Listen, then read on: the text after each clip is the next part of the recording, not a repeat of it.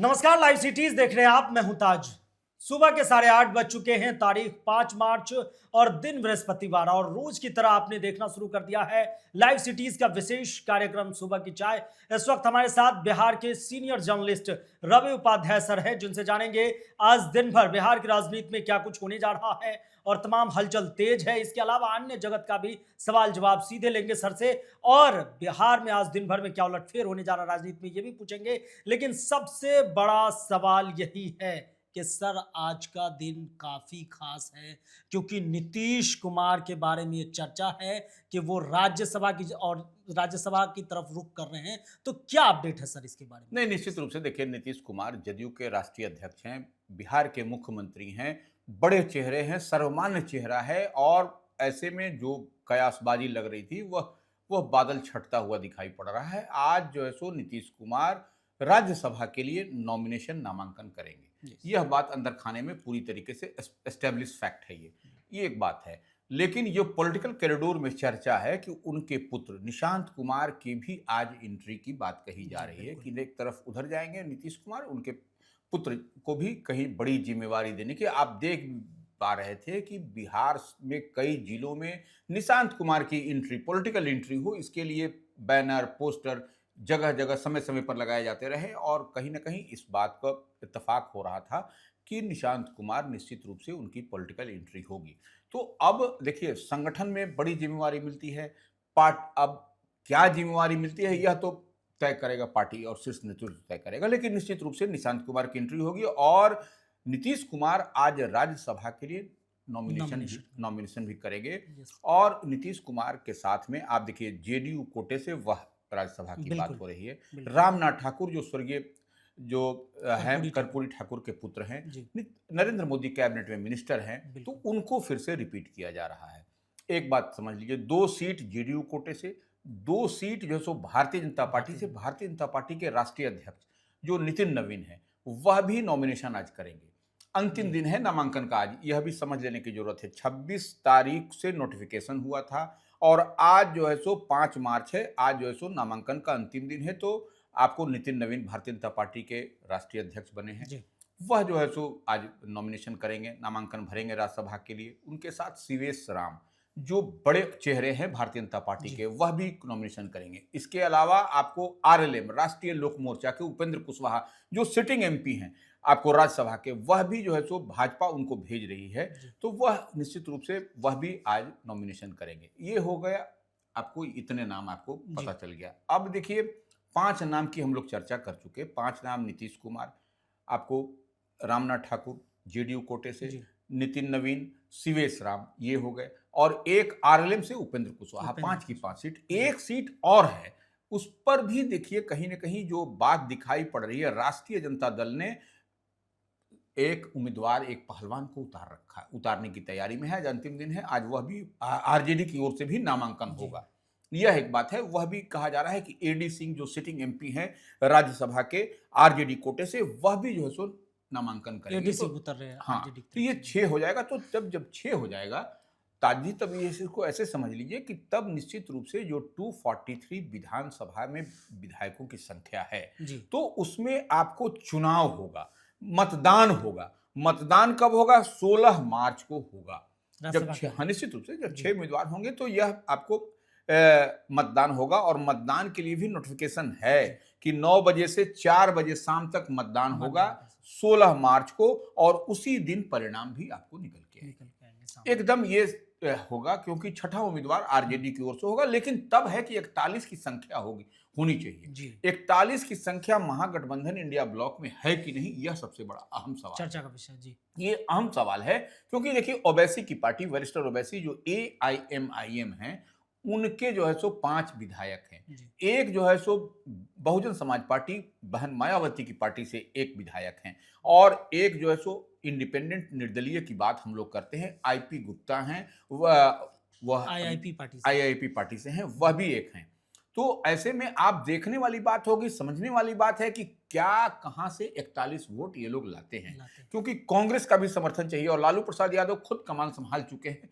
तो ऐसे में आप समझ पा रहे हैं कि क्या स्थिति परिस्थिति बनती हुई दिखाई पड़ेगी। छठा उम्मीदवार होगा तो निश्चित रूप से आपको होगा, हम बार बार कह रहे हैं। हालांकि देखिए आरजेडी की ओर से मुकम्मल तौर पर तैयारी है छठा उम्मीदवार देने के लिए। तब छठा उम्मीदवार होगा तो 16 मार्च को मतदान होगा। ये आपको 9 बजे से लेकर के 4 बजे 4 शाम बजे। तक, इसमें कहीं कोई दो मत नहीं है। लेकिन एक बात और समझना पड़ेगा कि जब नीतीश कुमार राज्यसभा जाएंगे तो फिर मुख्यमंत्री कौन, सीएम कौन होंगे बिहार के? सीएम कौन होंगे, सबसे तो बड़ा ये सवाल। अहम सवाल है। अब यही एनडीए में इसकी तैयारी है अंदर खाने में कि कौन बनेगा। जी। ये चर्चा का विषय है पॉलिटिकल कॉरिडोर में, या बड़े बड़े इसको राजनीतिक विश्लेषक इसको अपने अपने तरीके से कर रहे हैं कि भारतीय जनता पार्टी को हो सकता है कि बड़े भाई की भूमिका में है तो दावेदारी मिल हाँ जाए। दावेदारी मिले भारतीय जी। जनता पार्टी। भारतीय जनता पार्टी की ओर से भी कई नाम कई चेहरे हैं, जी। इस बात को भी मान के चलिए। अब देखने वाली बात है कि जो 3 हैं या पिछड़ी जाति से किसी महिला को बनाया जाता है, पिछड़ा अति पिछड़ा से, तो यह भी एक कहीं ना कहीं पॉलिटिकल कॉरिडोर में चल रही है। कई सारे नाम हैं, 3-4 नाम हैं, तो उसमें किसको बनाएगा क्या बनेगा, यह तो सिर्फ नेतृत्व को और एनडीए के नेतृत्व को तय करना है कि जी। कौन होगा क्या नहीं होगा, कैसे होगा, क्या उतार चढ़ाव, क्या गणित कहता है, यह आने वाले समय में आपको स्पष्टता के साथ दिखाई पड़ेगा। जी सर, जहां तक आपने कहा है कि महागठबंधन इंडिया ब्लॉक ने भी अपने कैंडिडेट उतारने के लिए नाम आगे कर दिया है, तो क्या इंडिया ब्लॉक में जो विधायक नहीं पुर रहे हैं, तो क्या ओवैसी और तेजस्वी में बात बन गई है, समर्थन करेंगे क्या? नहीं देखिए, वही हम शुरू में ही बताया कि 5 जी। विधायक वरिष्ठ ओवैसी की पार्टी से हैं, जी। एआईएमआईएम से। तो ऐसे में आपको निश्चित रूप से ओवैसी की पार्टी से जो लालू प्रसाद यादव वरिष्ठ ओवैसी से बात करेंगे, जी। तो आपको यह होता हुआ दिखाई पड़ेगा। लेकिन हाँ, अब जो उनके सदर हैं, जो उनके बिहार के प्रदेश अध्यक्ष हैं, जी। अख्तरुल इमान जो एमएलए हैं, उनसे भी बात होगी। लेकिन हालांकि आप देखिए कि अख्तरुल इमान ने पहले ही कहा था, पहले कि हम ही हमेशा क्यों सेक्रीफाइस करें, वो क्यों नहीं करें। क्यों नहीं तो करें? लेकिन जी। तब एक बात और है कि भारतीय जनता पार्टी का बी टीम का आरोप ओवैसी की पार्टी पर लगता रहा है। तो ऐसे में निश्चित रूप से आप अगर यदि पॉलिटिकल सोच की बात करिएगा, जी। दूर तक आपको स्ट्राइक करना है, तो निश्चित रूप से आपको यहां पर जो मन और मिजाज है, जो नीति सिद्धांत है, जी। उस पर ओवैसी की पार्टी को खरा उतरना पड़ेगा। खरा इस लिहाज से उतरना पड़ेगा कि आपको आरजेडी के जो इंडिया ब्लॉक महागठबंधन के प्रत्याशी हैं उनको समर्थन करना पड़ेगा करना नैतिकता पड़ेगा। के आधार पर। देखिए, अगर यदि आप फिर करिएगा तो फिर वो भारतीय जनता पार्टी का टैग आप पर लग जाएगा कि आप देखिए भारतीय जनता पार्टी की बी टीम है। जी, अगर इधर उधर करते हैं ओवैसी बिल्कुल, की तो पार्टी ये के देखिए विधायक कहीं न और कहीं यह ज़रूरी और मजबूरी पॉलिटिकल, देखिए पॉलिटिक्स में क्या होता है ज़रूरी और मजबूरी। ये भी आपको यह भी दिखाई पड़ना चाहिए और यह भी दिखता हुआ समझ में आएगा आपको। सर, आज बिहार की राजनीति में सबसे बड़ा उलटफेर हुआ है, क्योंकि आज नीतीश कुमार राज्यसभा के लिए जाएंगे और निशांत, नीतीश कुमार के जो पुत्र है, सीएम नीतीश के बेटे, वो जदयू में आधिकारिक तौर पर जो है जदयू में शामिल होंगे, उसकी सदस्यता ग्रहण करेंगे। तो नीतीश के राज्यसभा जाने की और निशांत की राजनीतिक ग्रैंड एंट्री को आप किस हिसाब से देखते हैं? नहीं देखिए, निश्चित रूप से नीतीश कुमार के पुत्र हैं निशांत जी। कुमार, पढ़े लिखे हैं, इंजीनियर हैं, वह काबिल हैं। जी। तो ऐसे में आप और नीतीश कुमार के पुत्र हैं तो वह डीएनए है उनके पास, वह काम करने का मादा रखते हैं। आप देख भी रहे हैं कि आम आवाम बिहार की चाहती है कि निशांत कुमार की इंटरव्यू हम पहले ही कहे थे। तो ये एक बात मान के चलिए कि वह सुलझे हुए हैं, तो निश्चित रूप से निशांत कुमार को भी बड़ी जिम्मेवारी पार्टी के अंदर मिलेगी। अब देखिए, संगठन में मिलता है, सरकार में मिलता है, यह तो शीर्ष नेतृत्व को तय करना है। लेकिन निश्चित रूप से निशांत कुमार सुलझे हुए व्यक्तित्व के स्वामी हैं, तो नीतीश ऐसे की विरासत को। निश्चित रूप से विरासत की बात नहीं है। देखिए, यह पढ़े लिखे हैं, तो आप देखिए जो उस तरीके से आप अगर यदि उसको डिकोड करिएगा, बिटवीन द लाइन समझिएगा, तो निश्चित रूप से निशांत कुमार एक सुलझे हुए व्यक्तित्व के स्वामी हैं। और उनको यदि जिम्मेवारी पार्टी के अंदर मिलती है, सरकार में अगर यदि मिलती है, तो वह उसको बाखूबी निभाएंगे, क्योंकि उन पर कोई स्पॉटलेस हैं। वो देखिए, तमाम राजनीति में लोग कई चेहरे आपको दिखाई पड़ेंगे, लेकिन आपको निश्चित रूप से जब निशांत कुमार की बात करिएगा तो सब लोग उनको एक्सेप्ट करता हुआ दिखाई पड़ता है। जी, बिल्कुल। सर, शराबबंदी को लेकर जहां तक सत्ता पक्ष विपक्ष में घमासान चला, सदन के दोनों सदनों में, तो सवाल यह है कि शराबबंदी पर बिहार सरकार के मंत्री का बयान आया। वो कह रहे हैं कि शराबबंदी सफल है, कोई चोरी छिपे ये कर रहा है, कानून उस पर कार्रवाई कर रही है। लेकिन सर, अभी आप देख रहे हैं कि एमएलसी क्वार्टर में कई शराब की बोतलें मिली है। लाइव सिटीज के ग्राउंड रिपोर्ट में भी तमाम दर्शकों को दिखाया गया है। तो शराबबंदी को लेकर तो एक तरफ से कह रहा कानून सही है, दूसरी तरफ एमएलसी क्वार्टर में माननीय वाले जगहों पे शराब की बोतलें मिल रही है। नहीं देखिए, एक इसको ऐसे समझिए कि एमएलसी क्वार्टर में नहीं, एमएलसी जो है सो जो परिसर है, जी। जो बिहार विधान परिषद के सदस्यों का जो परिसर है, उसमें आपको मिला है। जी। तो उसमें देखिए वह आपको आप पूरे तरीके से आप मुकम्मल तौर पर समझिएगा कि राम राज है। देखिए कानून तो कई सारे बने हैं। जी। अब देखिए कई सारे कानून बने हैं लेकिन उसको आपको हमको अवेयर होने की ज़रूरत है। यह आपको जनहित में है, महिलाओं के हित में है, जी। समाज के हित में है पूर्ण शराबबंदी और देखिए यह कोई मुगालते में न रहे कि नीतीश कुमार राज्यसभा जाएँगे तो उसके बाद से यह खत्म हो जाएगा। जी। यह देखिए हम बार-बार कहते हैं कि यह एक बेहतर पॉलिसी है, एक बेहतर नीति है।